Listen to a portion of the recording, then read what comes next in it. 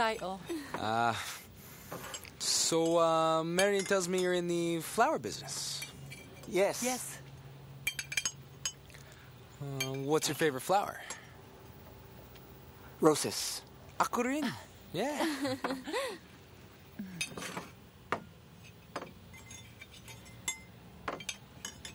Eto, gusto mo ng sinigang? Yeah. Masarap That would din be, yan. Awesome. Thank you. Ito. So do you like to cook? Yes. That's great. I like to eat. Anak, patikim mo ito. Sige po. Ano to? Beef steak. Oh, it looks different. Beefsteak. Beefsteak ang tawag niyan dito sa amin. Katulad ng pangalan ni Herbert, di ba? Ano?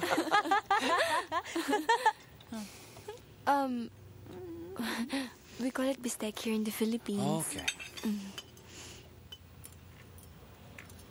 This is a beautiful home you have.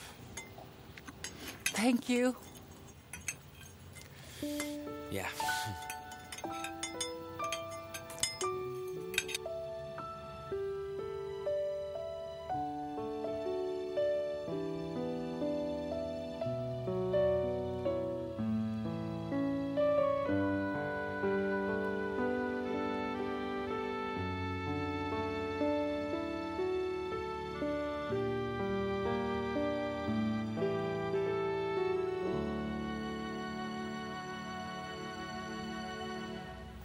Have something to drink, Lance. Mami, Oh, thank you, Bo. Thank Ay, you. si tatay, excuse me. Andiyan na tayo. Your family's just charming. Hey, I know that! Worm! That's a worm! Huh, I know. You're so galing! Of course, the Galing mo! Mahihain pa nga yung mga yan, kaya nag-warm up pa. Pasensya ka na. Nah, I understand. Yeah. It'll take some time for them to warm up to me. But I really enjoyed, seeing where you live and your family. I feel I know you better now. Ganyan din naman yung naramdaman ko nung nakilala ko yung mami mo eh. Yeah. Ano to? Ito yung mga pictures ko simula nung bata pa ako. Tingnan mo. Tingnan mo yan. Iba-iba yung tsura ko, no? Oh my gosh. Tapos eto, nung graduation ko. Tapos eto, nung Christmas. Alam mo si tatay, magko-costume pa sana ni Santa Claus. Nakakatawa talaga. Ay, no. You and Manuel have such a history together.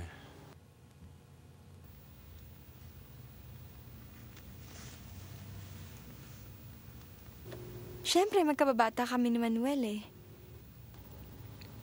It's not just that. I mean, you guys have been through so much. He's been there through every important event in your life.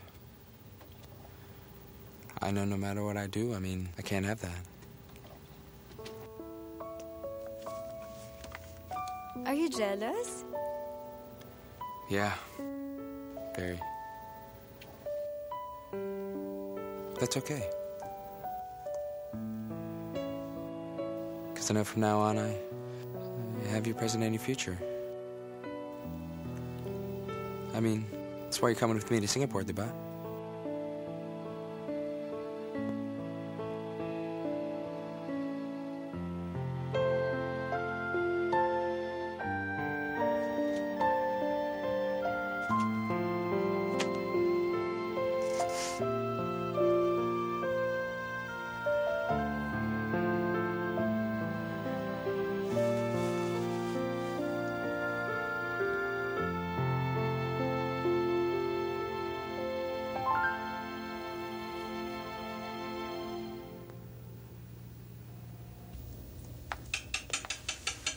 Handa na ba kayo sa exhibit? I think so.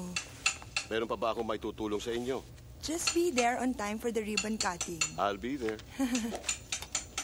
Kathy, ano tong... Hoy, Manuel! Ano yan? Akin na nga yan. Ano ka ba? Just bring your photographs. Yun lang ang aalalahanin mo. At ako nang bahala sa lahat. Okay?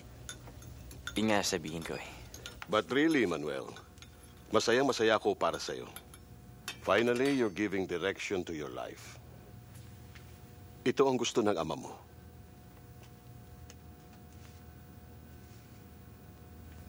Ay, ang galing!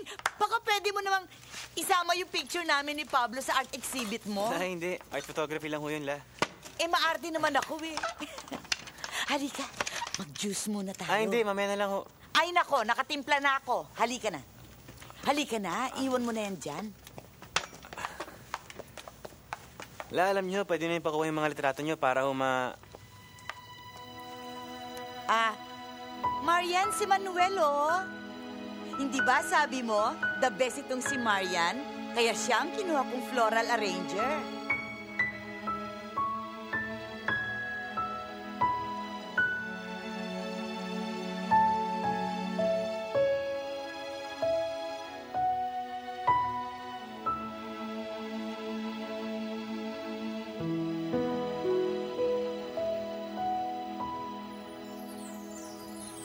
La, yung mga litrato Back to work papakuha ko po. lang.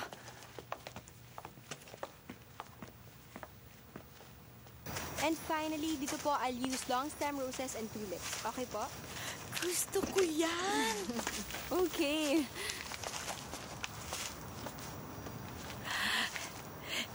Ten years from now, 50th anniversary na namin. At gusto ko, kayo pa rin ang magka-partner. 50 years? Ang tagal niyo na po pala, no? Eh, true love eh. Tulad din yun ni Manuel. Magkaibigan kami nung nagsimula. At saka pag may edad na kayo at nawala na yung romance, yung kilig, ang natitira na lang yung friendship. Pero meron ding mga relationships na naiiba. Nagsisimula sila as strangers, magkaaway. Pero syempre, mas maganda kung magkaibigan kayo. Katulad yun ni Manuel. Kaya sabi ko nga kay Manuel, sabihin na sa'yo kung gaano kanya kamahal. Oh, ayan na si Manuel. Manuel, sabihin mo na sa kanya kung gaano mo siya kamahal. Eh, paano naman engot-engot pa ito eh. Kesyo nahihiya, kesyo na insecure. Sabihin mo na. Di ba dapat ipaglaban mo? Go, go, go! Mahal ka niya!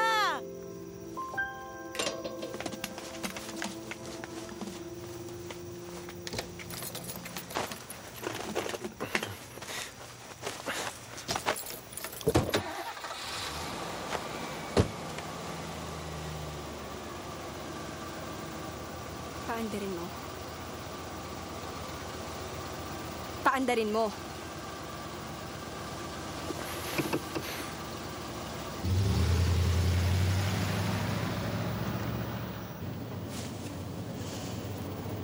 Bakit hindi mo sa akin sinabi? Bakit kailangan sa ibang tao ko malaman? Marian, bakit ba? Andiyan na naman si Lance eh. Bago pa siya dumating. Bakit hindi ka nagsasalita sa akin? Bakit mo tinago? Wala ka na ibang ginawa kundi insultuhin ako. Na kesyo malaki yung braso ko, na mataba ako, na desperada ako, na trying hard Diyos ako. ko naman, Marian. Dapat alam mo na, you've always been beautiful to me. Galing mo magtago Hindi ko naramdaman yun eh. Ba't kailangan ko pa iparamdam sa'yo? Eh, wala ka namang ibang bukang bibig kundi si Lance. Kung gaano ka confident si Lance, kung gaano ka perfect si Lance. At tuwing sinasabi mo yun sa akin, lalong lumilit ang tingin ko sa sarili ko. Lalo kung iniisip na hindi ako pwede sa'yo. Dahil wala akong sinabi. Wala akong binatbat. That I can never be as perfect as Lance. Ang sabihin mo, duwag ka lang. Hindi ka lang insecure, duwag ka Oo pa. na, duwag na kung duwag. Talaga, dahil kung mahal mo ko, dapat ipaglaban mo ko. Bakit? Kung sinabi ko ba mahal kita noon, sasabihin mo sa akin na I love you too? Oo!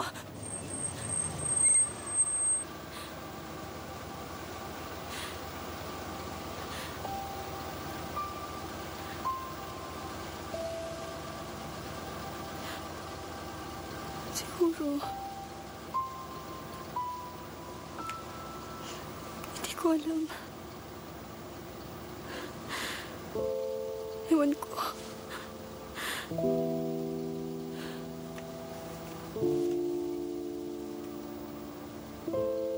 Nagugulahan ako eh.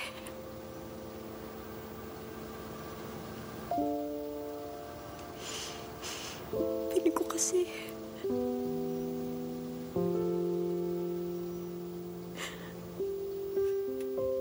Feeling ko mahal kita.